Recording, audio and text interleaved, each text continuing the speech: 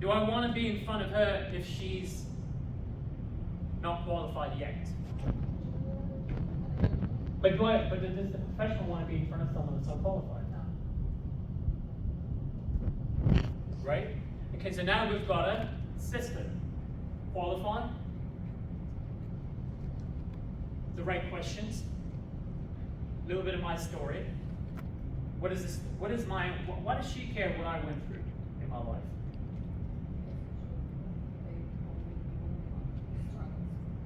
Okay, so there's a human emotional element to understanding that you're not the only one struggling and someone else has gone through it.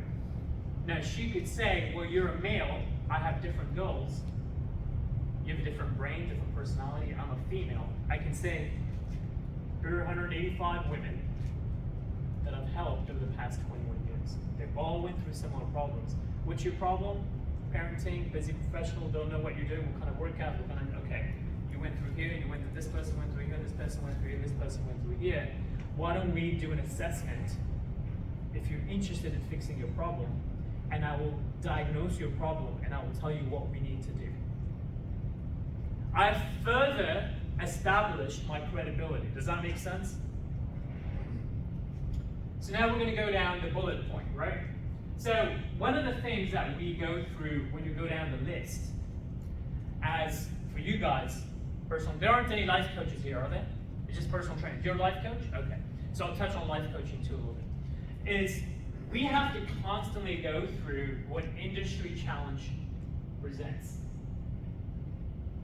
Who can raise their hand and agree that sometimes we're viewed as luxury versus need? Raise your hand. What problems do we solve? What kind of value do we bring? Is that misunderstood in the industry? I was being interviewed for a medical device company many years ago back in New York, and the person asked me, so what do you do now? I do fitness coaching. Back then I was just a fitness coach, I didn't do transformation coaching. And the person had the audacity to ask me, so what do? You go around the gym and telling people how to do a good tricep exercise and like this? I go,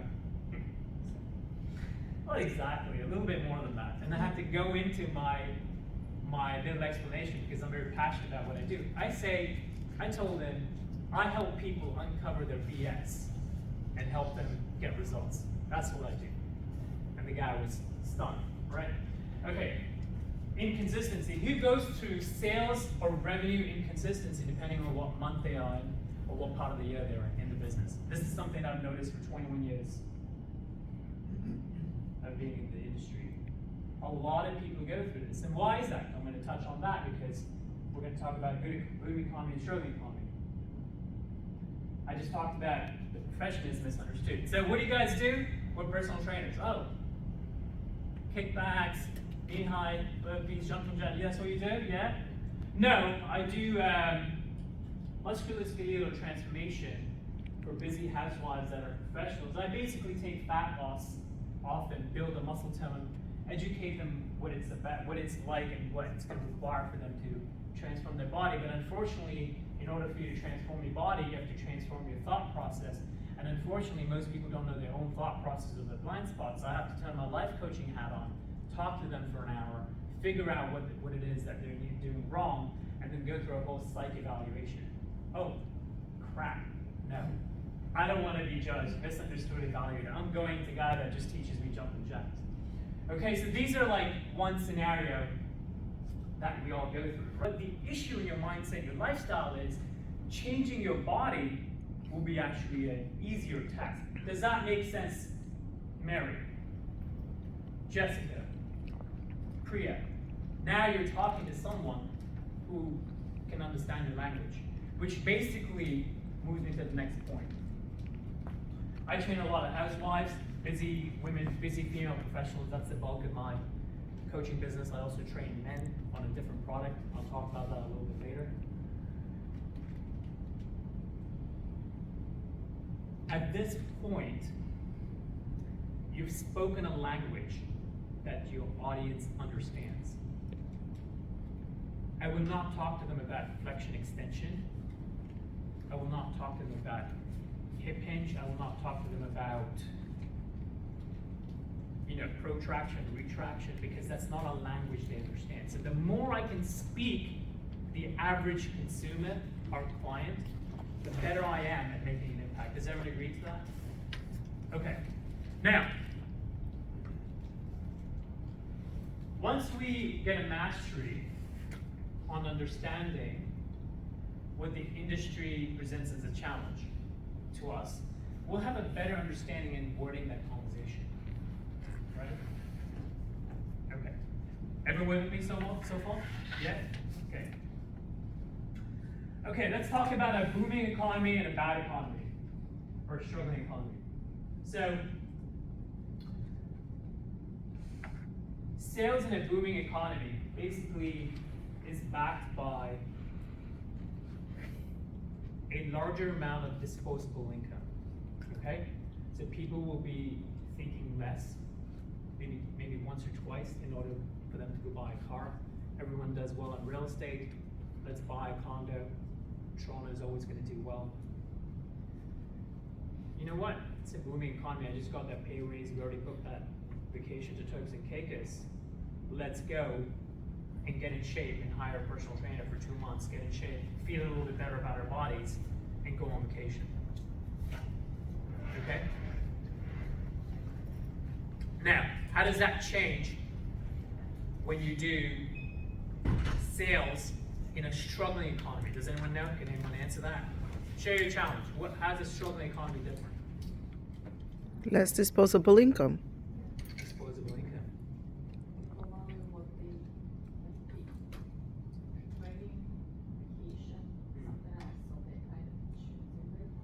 That's more thinking involved.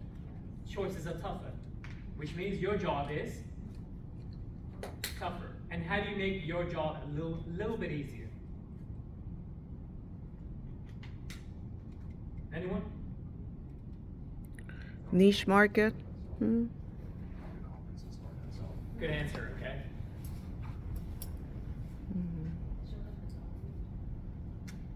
Good. Okay, so this is how you make selling a little bit easier in a struggling economy. Does anyone know why the top sales professionals in every industry, in any industry, are still the top sales professionals in a struggling economy, whether that's you selling bricks, or personal training, or life coaching, or real estate, or cookies? Does anyone know? They've actually differentiated themselves from the masses. And that's the secret. When I went through COVID, I had to reinvent myself. People in New York City were devastated, like everyone else I'm sure here, panic, homestruck, and YouTube videos started doing, like they went off the chart. I have a colleague who does YouTube videos. They went off the chart because everybody went for free workout videos, right? And that brought the sales of personal training down, and a lot of my colleagues in New York, New Jersey were quitting their business and going to some other industry. And I had to think about what my strategy would be. How do I differentiate myself from a YouTube video, and a YouTube video that's free? And a personal trainer that might not have as much experience or expertise as me is actually offering free personal training on YouTube. Does anyone know how to do that? Differentiate yourself.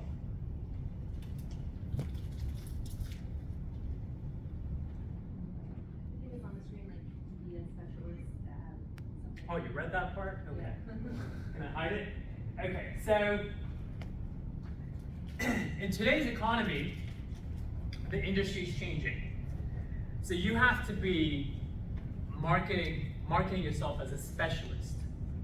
You're no longer, from this moment on, you're not a personal trainer. Nobody's gonna walk out in this room and say, I'm a personal trainer when you go and get invited for a coffee, when you're on a date, someone asks you, what do you do for a living? Well, I'm a transformation coach. Basically, I uncover limiting blind spots for women between 30 and 50 who are busy professionals and struggling with their body, but mainly they're struggling with their bodies because of a limited mindset that they've been taught in the past. I give them so much clarity and a blueprint that helps them transform their thought process and return transform their body, and they end up getting a new life, new self-confidence, and new renewed self-esteem, so they go out and handle other challenges in their life. That's what I specialize in.